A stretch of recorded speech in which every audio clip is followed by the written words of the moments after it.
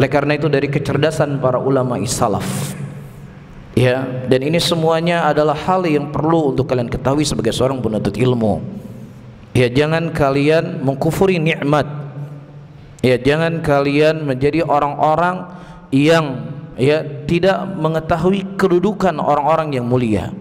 Karena sebagaimana disebutkan oleh ulama salaf, tidak ada yang mengetahui kemuliaan kecuali hanya orang yang mulia saja.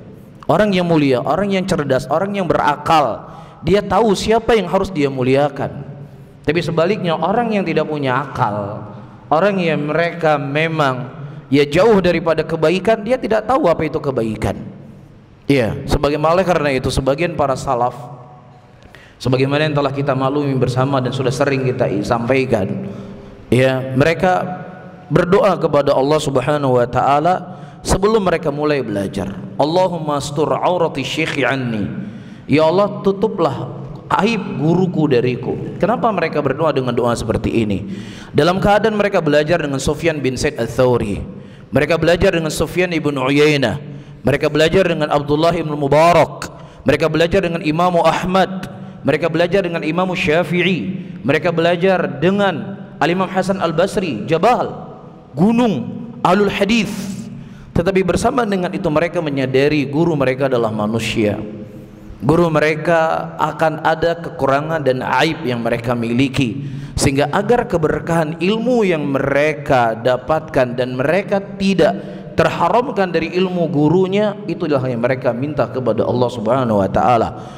Disebutkan datang orang-orang kepada Al-Imam Sufyan bin Sa'id Ats-Tsauri rahimahullah. Siapa yang tidak tahu Sufyan bin Sa'id Ats-Tsauri? Imamnya Ahlul Hadis. Bahkan beliau dilaqabi sebagai Amirul Mukminin fil Hadis.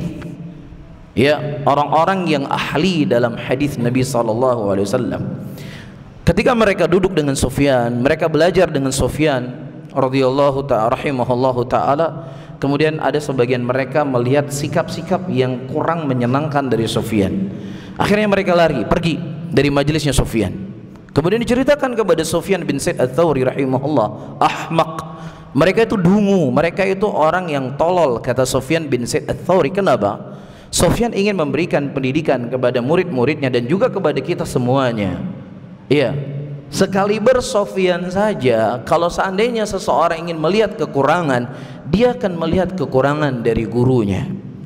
Iya, maka ternukilkan dari sebagian orang-orang yang mereka tidak hadir di majelisnya Abdullah bin Abbas radhiyallahu ta'ala anhu, kemudian mereka menyesal seumur hidupnya mereka.